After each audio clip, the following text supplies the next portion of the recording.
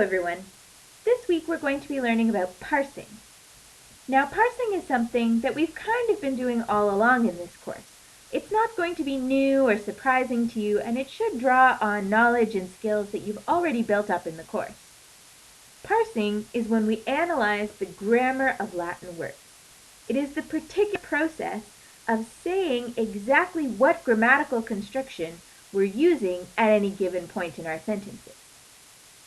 Parsing is important because it can help us better understand Latin and especially better understand English grammar. Especially, it can help us make that connection between Latin and English grammar, what we're learning in Latin, and our own use of words in the English language. It can certainly help you to better understand grammar in both Latin and English. Let's go on so I can show you what I mean. We'll start with parsing for nouns.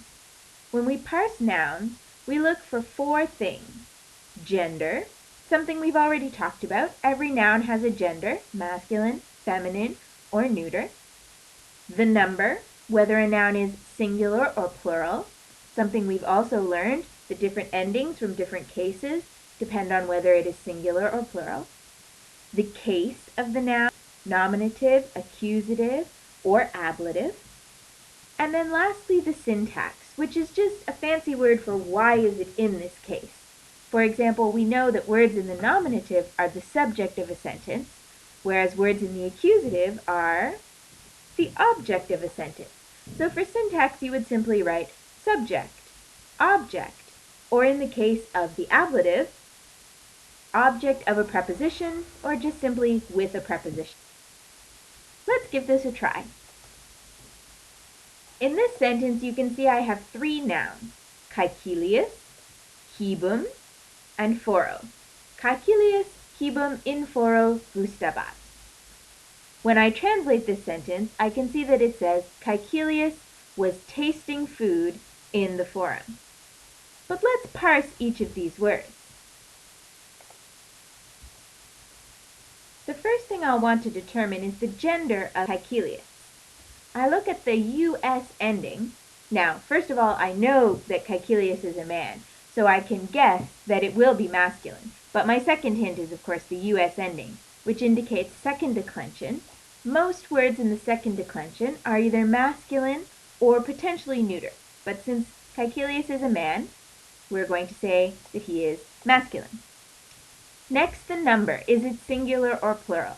Now, my US ending, again, indicates that it is nominative singular. That's the second declension, nominative singular ending. So I'm going to say that it is singular. I also know that Caecilius is just one person. And I've already said it, the US ending shows us that it is the nominative case. US, Caecilius, masculine, singular, nominative. And why is it in the nominative case? Because it is the subject of the sentence. It's as simple as that. Let's look at the word cibum. Again, when I see that um ending, it indicates to me that this word is in the second declension. And I happen to know that the word cibum is masculine.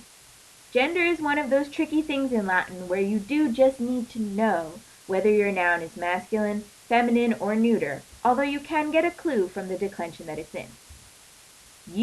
Is a singular ending, so I'll indicate that cibum is singular. And then what case is it? Well, I know that is the accusative ending for the second declension. So cibum is masculine, singular, accusative. It's also the object in the sentence, which we know from reading it. Caecilius was tasting what? Was tasting the food.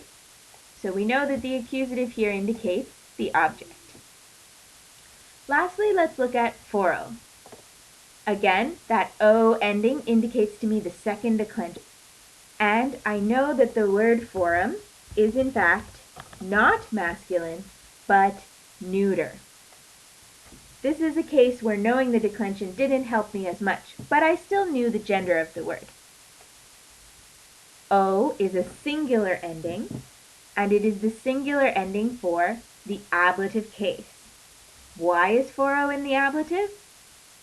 Because of this little word right here, in. It's ablative because it is with a preposition, in. Foro is neuter, singular, ablative, with a preposition. Let's look at another sentence. Omnes amici coquum laudaverunt. All the friends praised the cook. This time I have two nouns and also an adjective which I'm going to parse here. And adjectives parse the same way as nouns. Let's start with amici. When I look at the I ending of amici, that indicates to me the second declension.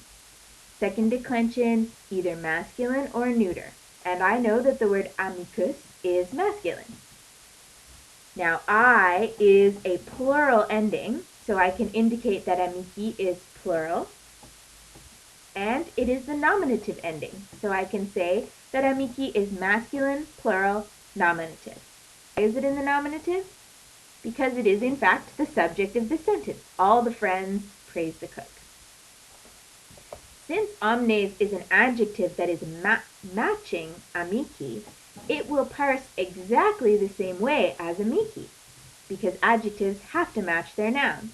So I can already say that omnes is also masculine, also plural, and also nominative because it is the subject, or I could say because it matches the subject.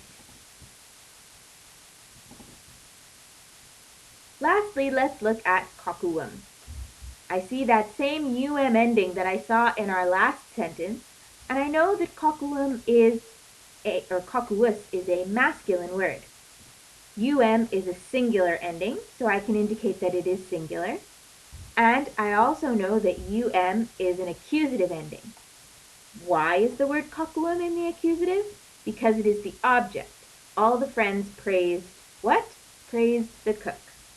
So coquum is the object in this sentence. Coquum is masculine, singular, accusative, object. Next, let's have a look at parsing for verbs.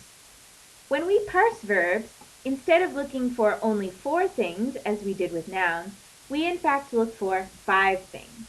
However, you'll only have to worry about 3 in this course. First, we look for the person of the verb. That is to say whether it is first person, I, second person, you, or third person, he or she. Going hand in hand with the person of the verb is the number of the verb. Is it singular or plural? First person singular indicates I, but first person plural indicates we. So you need both the person and the number to know what pronoun to use. Second person singular, you. Second person plural, you, plural. Third person singular, he, she. Third person plural, they. And then you also need to know the tense of the verb. So far in this course we've learned 3 tenses: present, I am running, I run; imperfect, I was running; and perfect, I ran. The last 2 parts of parsing a verb are the voice and the mood, active or passive voice, and then there are 3 moods in Latin: indicative, imperative, and subjunctive. However, for our purposes right now in this course, all of the verbs we are parsing will be active and indicative, so you don't need to worry about those 2 parts, just the person, number, and tense. Let's try this in a sentence. Here I have the same 2 sentences that we just read for nouns. Caecilius cibum in foro gustabat, and omnes amici coquum laudaverunt. Let's parse the verbs in these sentences. The first verb is gustabat. If I look at the ending of my verb, this T, it will indicate to me both the person and the number. In the same way it tells me what pronoun I should use. I know that a T ending is for a he or she, which means that it is third person, and since it's he, she rather than they, I know that it is also singular. Next, I move away from my T to look at what comes next in my verb to know the tense. When I see a ba, I know right away that it is imperfect tense.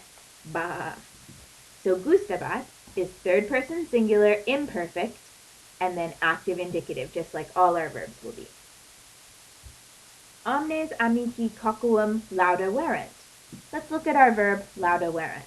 When I look at my ending on this verb, I see not just a T, but an NT, which indicates to me that this verb is also third person, but rather than being singular, it is act plural. It's they, lauda weren't, they praise. When I move further into my verb, I see the erant ending and also a V, both of which indicate to me that this verb is perfect.